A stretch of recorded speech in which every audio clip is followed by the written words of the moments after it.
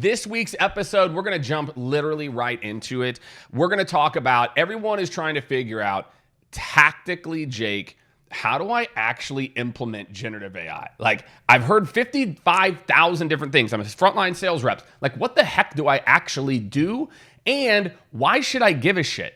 Right? And so today's episode, I'm going to dive in and help to answer all of those questions. Okay, so the first thing I'm going to talk about is how are companies and how should you as a sales rep be thinking about generative AI? Okay, why does this matter? What's actually possible, etc. So I'm going to show a little screen share here. So if you are following along in your car, you're following along the podcast, don't worry about it. I'll describe it to you.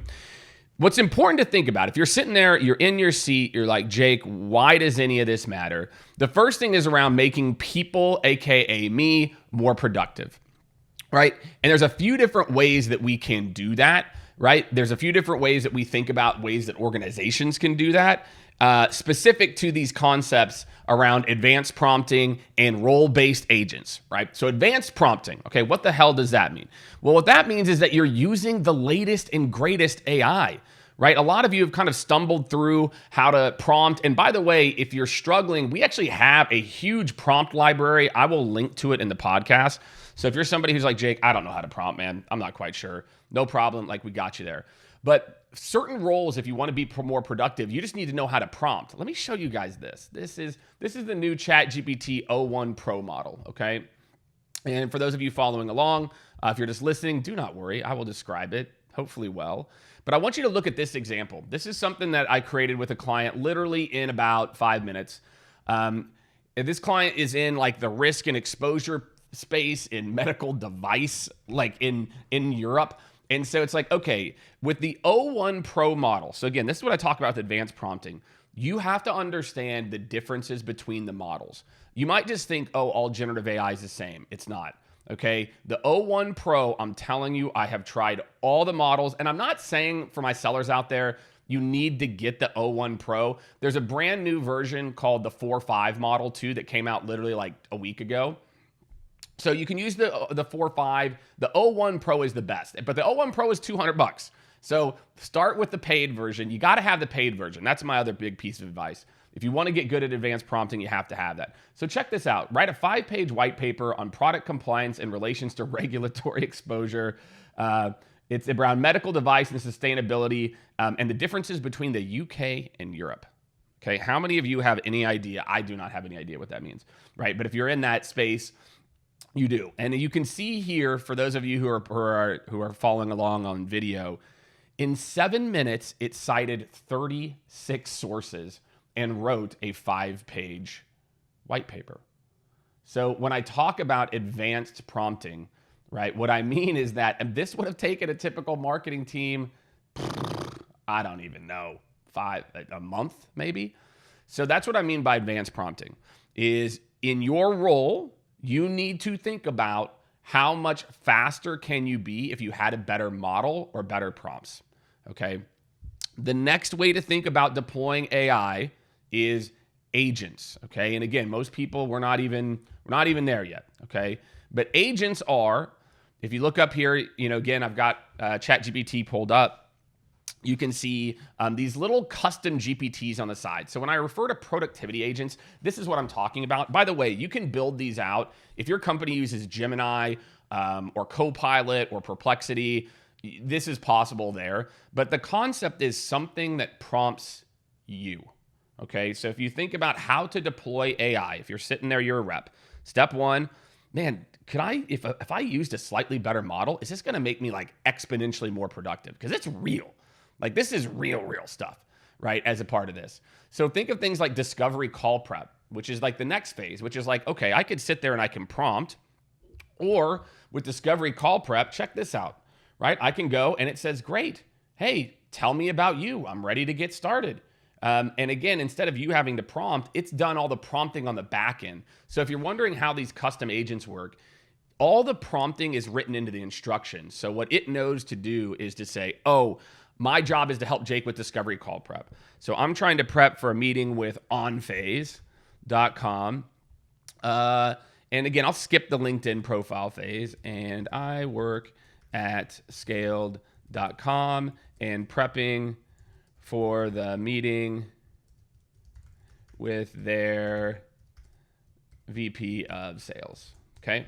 So again, instead of me having to learn how to prompt, it will just go and do these things for me, right? Again, it always wants you to, wants their LinkedIn profile, right? So, okay, let's go ahead and, hey, you know what? You want it, we'll get it. VP of sales on phase.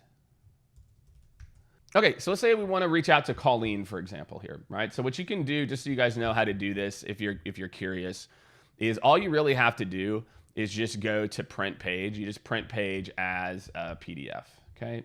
So here's Colleen. She's the VP of corporate development. So then I'll go back here and we'll go to, here you go. We'll upload that, upload from computer. We've got the LinkedIn profile as a part of it. And I want to focus on, let's say, how we can help optimize sales strategies. Okay, so what I want you to think about is that's the beauty in agents, right? Imagine like how much less things I am actually typing. And instead, all I'm doing is having an agent prompts me. So that's how all of you have to think about this. The beautiful part about this, and then check this out. Check this out. Again, it's going to start to go through all of this for you. So there are these use case based agents. Think like annual report summarizer, account plan builder, right? So the next thing that you should think about is like, okay, I could do advanced prompting and I have the best model and I can create this really cool stuff. Well, then the next thing is like, well, is there an agent for that could just prompt me and then I don't need to know how to prompt at all? So again, it's telling you about the role, how Scaled can help, right? And I'm going to say, I want more on the company, right? So you can kind of prompt it a little bit further and it will just keep going and going and going. So instead of having to write these like absolutely amazing prompts, I literally can just have something that will prompt me, right? And again, it's going to continue to go deeper and deeper and deeper. And you can tell it like, hey, I like more discovery call prep around this, but it knows its whole goal is to help you do discovery prep. So think of that. It's like, it's your use case. It's like, hey, I'm getting ready to do this part of my job, push a button, right? And that's where these agents come in. And again, it's like, this was a type of prep that would have taken me 20 minutes. I now did it in 2 minutes here. So that's what I mean when I say role-based agents, that's what I mean. So again, think about, you as a sales rep, or if you're a company, you're trying to figure out how to implement generative AI. Step one, for each role, do we have the right model? And maybe each different roles are going to need different things. Okay, great. Step two, around people productivity. Do we have role-based agents that we can deploy? So, hey, my account management team, we created one called like, get up to speed on new account. And it's like, give me a link, and it already knows like your buyer personas and all those things. You can then give it multiple call transcripts, and it's like, here's everything you need to know about the account. So again, these agents just require a ton less prompting and a ton less, need to customize as a part of it. Last but certainly not least is process automation. Okay, and if you're a rep out there, believe it or not, there are actually some things that you can build on your own. I'd highly suggest, this is for everybody. I don't care if you're a VP of sales, a CEO, a sales rep listening to this. You need to just know what make and N8N are. These are the tools that we use to really build a lot of our, kind of AI automations around. We focus on these types of tools. So imagine a world where the next variation is, I see a new meeting with Colleen, and it says onphase.com. It hits my GCal. I then create a webhook that sees that domain, runs the discovery call prep agent GPT, and then automatically puts that into Salesforce, right? So that is the future. Like, we're building one right now called Proposal SOW Builder. And what it does is it has a webhook to Zoom. So Zoom integrates, it pulls the recording, then pulls the transcript from the recording. Then it runs it through Proposal Builder agent. It then slacks you 2 or 3 follow-up questions to make it better. Once you answer the Slack, it immediately will email or Slack you over a completed statement of work based on the call and your additional insights. So the next level is, well, the agents are kind of running behind the scenes. We're looking for all the different things, and then we're just automating. So if you're a rep out there or you're a company and you're thinking about how to deploy, this is how you have to think about it, right? Stop trying to think about what's our generative AI strategy.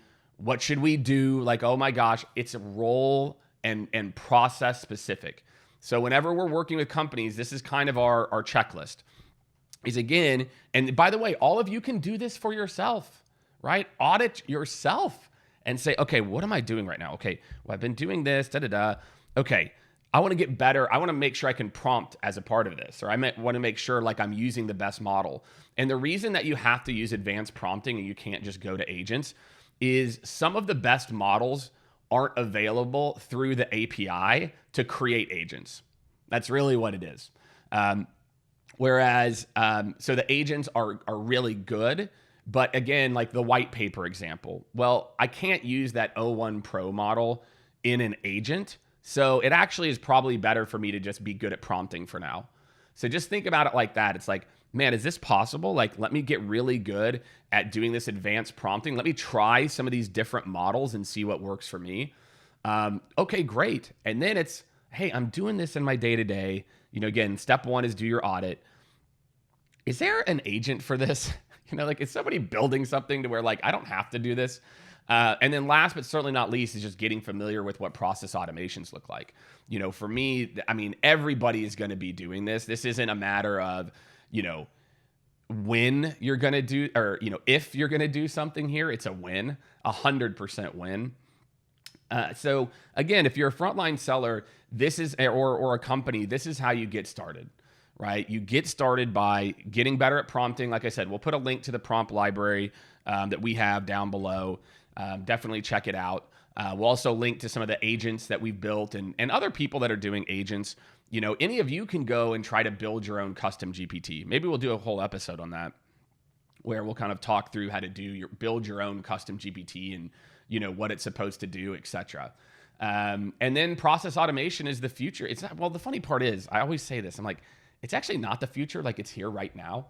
But I think for a lot of people, it's like, whoa, like we need to start back here. So for everybody out there, it's a little quick hitter episode this week. If you're trying to figure out how to get better or where to start when it comes to generative AI, this is how you need to think about it. Okay. Prompting is V1, finding agents to replace the prompting, and then finding automations to replace the agents. And that's the future. It's going to be exciting. I think a lot of leaders I talk to are, nervous or scared about, I was on a call yesterday and a leader said, this feels like cheating. She's like, I don't want to tell my team to go do advanced prompting or use these agents because then they won't learn how to think. Let me tell you this right now. The only skills that are going to be left for humans in the future is creativity and critical thinking. The key is to understand you need to use AI to get to V1 in 25 minutes instead of a week, right? I showed you that white paper example. Guys, you can build a 5-page white paper with 36 cited sources in 7 minutes. Like, it's not cheating because then I'm going to spend 4 hours making it amazing. That actually doesn't fit. This works better here. I know the audience. I move this thing here. So the future is the ability to leverage AI and then turn on your strategic thinking, turn on your creativity. We're training teams. Look, you're not copying and pasting the AI. Instead, what you're doing is you're leveraging it to get to V1 and V2 and come up with a couple of new ideas. Is it cheating? Let me ask you this. Is it cheating to get to a better answer if you ask your coworker what their opinion on an idea? Is that cheating? Is it cheating to use generative AI to come up with a couple of ideas and then you make them amazing? Nobody's saying you have to use generative AI. So I want you to think, anybody out there who's worried about, is this cheating? The future is you have to be, this stuff is moving so quickly. Right now, I think the best estimate is what generative AI is capable of is already 2 years ahead of where our brain can comprehend what it can do. And so if you're not starting with advanced prompting right now and understanding, if you're not starting to look for role agents, you are going to be doing a mountain of work that nobody else is going to do, because they're like, yeah, I just go ahead and use this, and then I get ahead really quickly, and then I spend less time, and my version is actually better than yours because I've had more time to refine it. And so this is what everybody out there needs to be thinking about, is I have to deploy this stuff now, right? What I'm giving you is the 101, the 201, and the 301. The interesting part is the 301 is already here. You can these things that we're talking about, we're building this stuff right now, and you can build it too. This stuff does not require, advanced computer science as a part of this. So that's this week's episode. A little quick hitter here, not as long as our typical ones, but I wanted to get something really tactical out for everybody out there who's like, Jake, like, why is this stuff important? What are the nuances about it? How should I think about this or frame, why I should use it, when I should use it. And, look, in every episode, my goal is to give a ton of tactical advice. So make sure to drop a comment, on YouTube if you're watching this, or on your favorite podcast platform. Make sure to DM me on LinkedIn or any of these platforms. And happy to tackle whatever topics are top of mind for you. But for me, this should be the foundational episode. So if you're trying to think, where do I start? What do I need to do? How do I get over that mindset of this is cheating, or should I do this now? Hopefully this episode is going to get you moving. So thanks, everybody. Appreciate you tuning in. And we will see you all in a couple of weeks on the next episode of AI Powered Seller. Thanks, everybody.